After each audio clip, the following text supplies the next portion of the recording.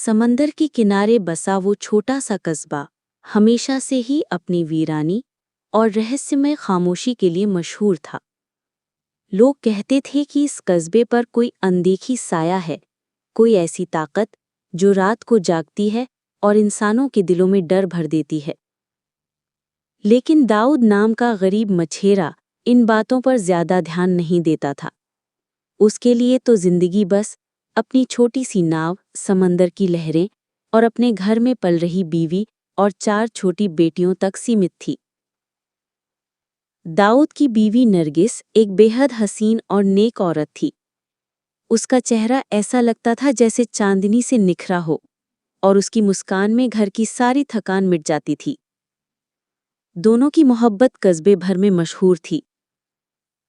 लोग अक्सर कहते, नसीब वाला है दाऊद, इतना गरीब होकर भी खुदा ने इसे नरगिस जैसी मोहब्बत दे दी। लेकिन वक्त हमेशा एक जैसा नहीं रहता। एक रात जब दाऊद समंदर से देर रात मछलियां पकड़कर लौटा, तो उसने देखा कि नरगिस खटिया पर पड़ी कांप रही है। उसकी सांसें तेज थीं, माथा पीला और आंखों में अजीब सी उदासी। दाऊद भागा भागा हकीम को बुलाने गया, लेकिन जब तक हकीम आया, नरगिस की हालत और बिगड़ चुकी थी। हकीम ने धड़कन सुनी, माथे पर हाथ रखा और भारी सांस लेकर बोला, दाऊद, बहुत अफसोस है कि तेरा सब्र आजमाया जाएगा। तेरी बीवी अब ज्यादा देर तक नहीं बचेगी। ये सुनकर दाऊद की आंखों से आंसुओं का सैलाब बह निकला। उसने नरगिस का हाथ पकड़कर कहा, नरगिस, तू मुझे अकेला मत छोड़। ये 4 बेटियां तुझे माँ कहती हैं। मैं अकेला कैसे इन्हें पालूंगा? नरगिस ने टूटी फूटी सांसों में कहा, दाऊद, सब्र रखना। बेटियां अल्लाह की अमानत हैं। इनकी परवरिश करना। और याद रखना, कभी किसी अजनबी औरत पर भरोसा मत करना। इतना कहकर उसकी आंखें बंद हो गईं और उसका सीना सदा के लिए थम गया। उस रात दाऊद का घर उजड़ गया। बच्चों की मासूम चीखें दाऊद के आंसुओं के साथ मिलकर उस छोटे से झोंपड़े की दीवारों में गूंज रही थीं। कस्बे वाले उसे दिलासा देते रहे, मगर दाऊद का दिल टूटा हुआ था।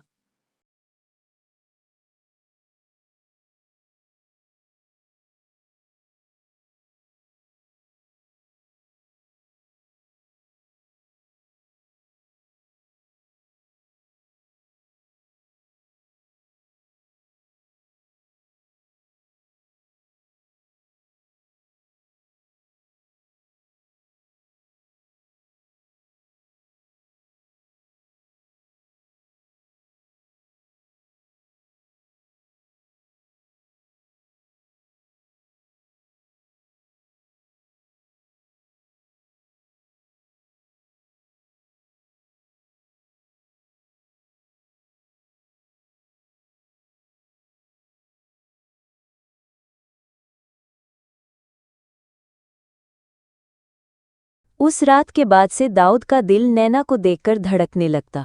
बाहर से वो अब भी पहले जैसी थी, मासूम, खामोश और बेटियों के लिए ममता से भरी हुई।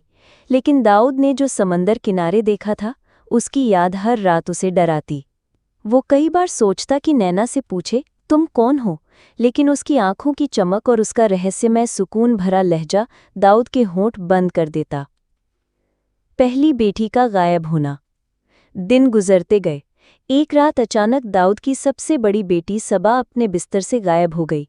दाऊद ने पूरे घर को छान मारा, बाहर गलियों में भागा, मगर सबा कहीं नहीं मिली। कस्बे वाले इकट्ठा हो गए। किसी ने कहा, शायद समंदर ने उसे खींच लिया।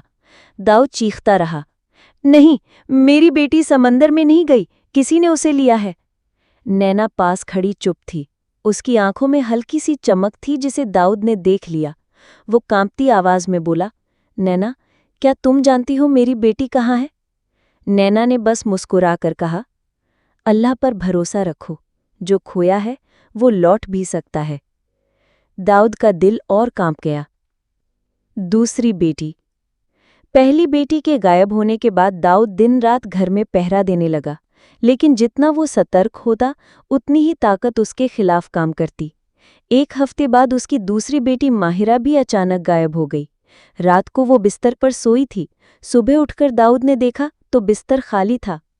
अब दाऊद पागल होने लगा। वो समंदर किनारे भागा और जोर जोर से पुकारने लगा, हे समंदर, मेरी बेटियों को लौटा दे। तो मुझसे जो चाहे ले ले, लेकिन मेरी बेटियां। लहरें गरज रही थीं, हवा सनसनाते हुए बह रही थी, और उसी वक्त दाऊद ने देखा समंदर के किनारे एक परछाई खड़ी है। वही नैना। उसका चेहरा चांद की तरह चमक रहा था और आंखों से नीली रोशनी निकल रही थी। दाऊद की बेबसी। अब दाऊद ने तय किया कि नैना से सीधे सवाल करेगा। उसने रात को जब नैना अकेली थी उसका हाथ पकड़कर कहा, सच बता, मेरी बेटियां कहाँ हैं? अगर तूने कुछ किया है तो बता दे, मैं तुझे छोड़ूंगा नहीं। नैना ने उसकी आंखों में गहराई से देखा और धीमी आवाज में बोली, दाऊद, हर बात वक्त से पहले जान लेना इंसान के लिए अच्छा नहीं होता। तेरी बेटियां कहीं खोई नहीं है, वो बस वहां हैं जहां उनकी तकदीर ने उन्हें बुलाया है। दाऊद का दिल बैठ गया। क्या मतलब? कौन सी तकदीर? किसने बुलाया है? नैना ने जवाब नहीं दिया, बस आंचल से अपने चेहरे को ढक लिया और कमरे से बाहर चली गई। तीसरी और चौथी बेटी। कुछ ही दिनों में तीसरी बेटी भी गायब हो गई।